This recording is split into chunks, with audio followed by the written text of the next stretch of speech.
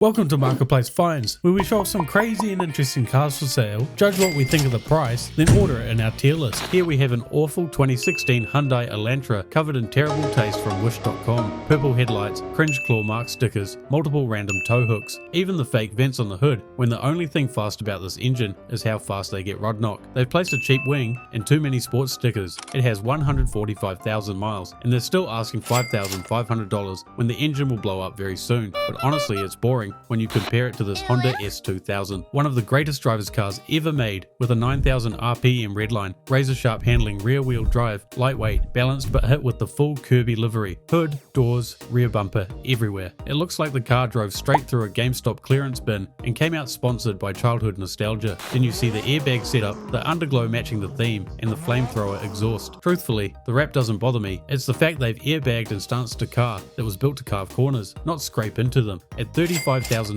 you're trying to swallow my whole wallet, which I could save for one of my favorite cars, the RX7. And I genuinely can't tell if the multi-panel color scheme is an artistic statement or just the result of years of light contact at drift events. It's got a purple rear end, white fenders, teal front bumper, red side skirts. It looks less like a livery and more like it's been repaired exclusively with whatever panels were cheapest on Facebook that week. Under the hood though is where things get controversial. The rotary is gone and in its place is a built 383 stroker with forged internals, a cam, a T56 and a twin disc clutch. Basically a small block V8 greatest hits album. To any diehard rotor fan, this is sacrilege, but even I can't deny this is an awesome setup for drifting. At $7,000, it's kind of in that sweet spot where you're either buying a solid drift base or inheriting someone else's half-finished science experiment. This is a 2017 GMC Sierra Elevation, but it's been promoted to regional manager of attention seeking. First off, the easy money branding. It's on the grille, under the hood, probably stitched into the seat somewhere, because nothing screams financial wisdom like investing thousands into reminding strangers you have it. It's got a huge 9-inch lift with neon green suspension and of course green underglow for added flex to really show off in those late night McDonald's car parks. To be fair, under all that visual chaos, it's still a V8 that apparently drives great and is somehow daily driven, which is honestly impressive because this looks like something that should only move between gas stations, car meets and court dates for noise complaints. The seller is after $35,000 and sure it's overpriced, but in some people's eyes this may as well be a Lamborghini. We've seen a few different flavors of these stripped back tube chassis Miatas lately. Some go full drift missile, some turn into dedicated track toys, and then there's this one. It's quite literally such an insane build that it got featured on Top Gear's YouTube channel, and even Rob Dahm got behind the wheel and reviewed it. The builder is a machinist and basically built most of what you see here. They wanted something lightweight, fast and basic while mixing his own styling, and let's be real, he nailed it. Unfortunately though, unlike the Top Gear video, it is missing one major component, and that's the built forward 302 that was pushing a monstrous 470 horsepower to the rear wheels. So as it sits, it needs a new heart transplant to get it back to its glory days, but it does have all the other upgrades such as the brakes and suspension, so there's still hope. They're after $10,000, which for a non-driving Miata is a lot, but someone's sure to snap it up just from the history alone. Next up is a 1995 Ford Probe that looks like it was owned by that one aunt who shares 14 Facebook verses a day, freaks out if you move in with your girlfriend, but somehow has 4 kids with 3 different dads and calls it part of God's plan. The hood just says Jesus in letters so big you could probably read it from space. The windshield, God is watching you, which feels aggressive for a car that tops out at 60 on a good day, and both sides are absolutely plastered with Jesus is the Lord God, like it's trying to convert traffic at red lights. They want an insane $7,500 for a car that's already fighting for its life in the used market. This is a 2008 General Humvee, not a Hummer, not an H2, not your dentist's chrome mole crawler. This is the actual military spec with a 6.5 turbo diesel, hard doors, supplemental armor, and even a turret, so it's one of the best rolling anti-road rage machines you can get. Overall, it looks extremely clean, and that would be due to it only having 3,800 miles, which basically means it's either been in a repair shop for most its life or spent it idling somewhere important. The interior is exactly what you'd expect. Green metal everywhere, exposed bolts, zero luxury, but you do get to keep the sick turret hatch and a screen that I assume used to be connected to a 50 caliber on the roof. They want $75,000, and I don't know how much these usually go for, but for a low mileage, clean road legal rig, I could definitely see it selling for that much. As what appears to be becoming a regular occurrence, we've got another goofy Scion XB. I swear these things have a bat bat signal that only activates for people who own pink windshield banners and air ride compressors. This one is bagged, of course, sitting lower than its own resale value, aired out so hard the front lip is basically a snowplow for cigarette butts and loose change. Pop the hatch and you're greeted with a full audio setup and air tank, and somehow that managed to win a Best Trunk 2025 award. Under the hood, it's still the trusty little Toyota power plant, which is honestly the most reliable thing about the entire build. I do have to say, the painted radiator support is a new one. Now onto the price they're asking for $7,500, which might not sound too terrible, but this little cube has done an impressive 270,000 miles.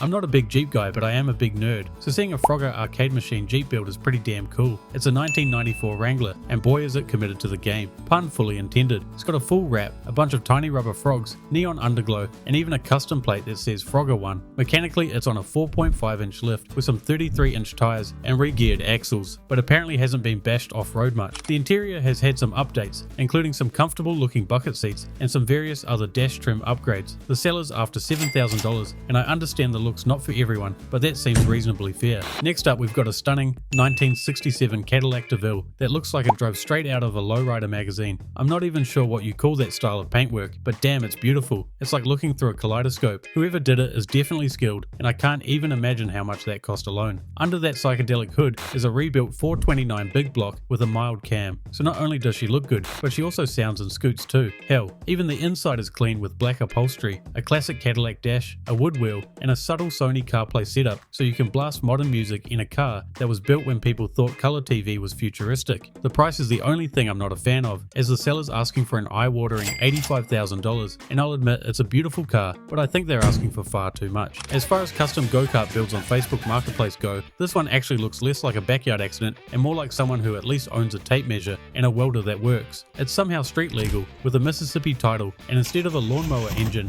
it's packing a Chevy small block 350 with upgraded heads and cams, all of which is crammed into a tube frame chassis that probably weighs less than your average couch. It's even got power steering, power brakes and tyres that aren't showing any cords, which is already better than 90% of the other go-kart builds we've seen. Sure, one crash at 20 miles per hour will still send you to heaven, but at least the last thing you'll hear is a sweet sounding engine. They're after $14,000, so you can not only get physically hurt from it, but also financially. If you enjoy our videos, then make sure to subscribe or leave a comment, as it really helps a lot. Alright, here we've got a 1976 Cadillac Seville, and like a surprising number of these, it's rocking an opera front end conversion. Well, rocking might be generous, because as you can tell, this one's still very much a work in progress. Normally you see this kind of swap done on the coupe, but this one, they went a step further and stretched the frame to make it even longer. And while that definitely earns points for commitment, I'm not entirely sure the proportions were consulted during the planning phase. To their credit, they do show some of the fabrication work, albeit in photos that look like they were taken on a Nokia, but the important part is what's under the hood. Packing a rebuilt Chevy 383 stroker paired to a rebuilt transmission that's supposedly strong enough to handle it. So while the body might be a little experimental, at least the drivetrain means business. We're told it just needs wiring and fenders to be finished, even though the photos show it's been sitting in this exact configuration since February 2021. So technically yes, as close just in project car years. At $5,000, this isn't a cheap Cadillac, it's a buy-in fee for a long-term relationship with wiring gremlins, mismatched body panels, but at least you get a half-decent engine in the deal. Last time we saw one of these wedge-shaped shoeboxes, some absolute legend had crammed a Hayabusa engine in it and turned it into a death trap with headlights. That one at least had chaos energy. These two, not so much. For anyone who doesn't know, these are city cars, which were 1970s oil crisis specials. Fiberglass body, giant bumpers, basically a lawn chair inside, and performance numbers that make a mobility scooter look ambitious. And yet look at them, they're incredible. The blue one looks mostly complete, whereas the orange one's more of a parts car. But honestly, I'd absolutely own these ready to put some silly engine in them like a 13B and paint it like a triangle piece of cheese just for the laughs. For the 2-for-1 special, it'll cost you $5,000, which seems fair, but the owner isn't too sure on them having titles, so that might be a bit of a deal breaker. This is one of those builds where I genuinely can't tell if it's cool,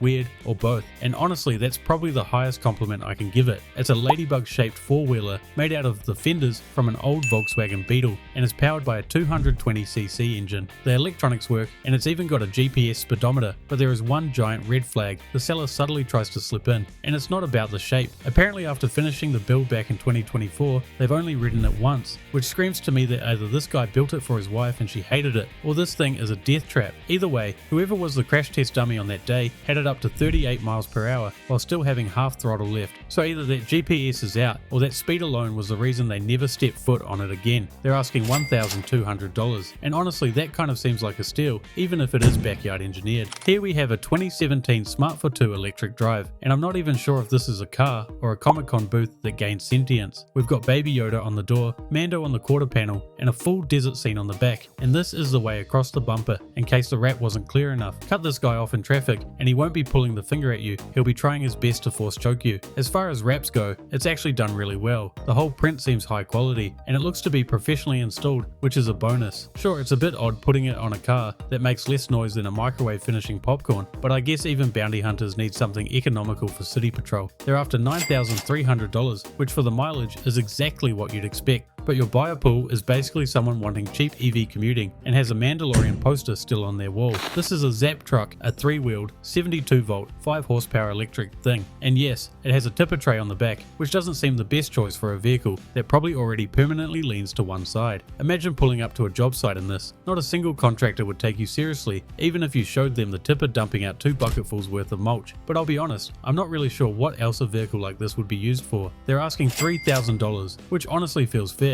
because it's rare, weird, and is way more interesting than another rusty Ranger for the same price. We've seen a lot of weird, wonderful, and deeply questionable things on Facebook Marketplace, but a full-on survival rescue boat is absolutely a first. Yes, the type that you don't really take out for a chill sunset cruise, more so the kind of thing you climb into when your actual boat has already decided it's done with life. Built in 1993, this orange tank of the sea apparently just needs batteries and fluids to run, which you'd hope is true because this thing doesn't come with the trailer. Inside it's all straps, benches, and claustrophobia, very much Captain Phillips core, as the seller proudly points out. They're after $4,000, so if you want to flex by telling people you own a boat that can carry 50 people, I wouldn't blame you for buying it. It's been a while since we've seen a full-blown Dragon Ball Z tribute car, and for some reason, they always end up on a Honda Civic, and I'll give credit where it's due, the artwork is actually pretty solid. You've got a great hood mural, cartoon side graphics, and Goku hiding near the gas cap. Unfortunately, they only gave us 4 pictures of this masterpiece, and I have to say, it does mask the fact that it's done 185,000 miles. Now the price is where things get interesting. It originally hit Marketplace at $4,500 and in just 2 months it's already dropped to $2,500 with no bites. Here's how the final tier list ended up. Let us know what we got right, what we got wrong, if there's anything you change around. Thanks for watching. If you find your own crazy car on Marketplace, you can send to us on the Google Forms link. Otherwise, make sure to like and subscribe, and I'll see you guys in the next episode.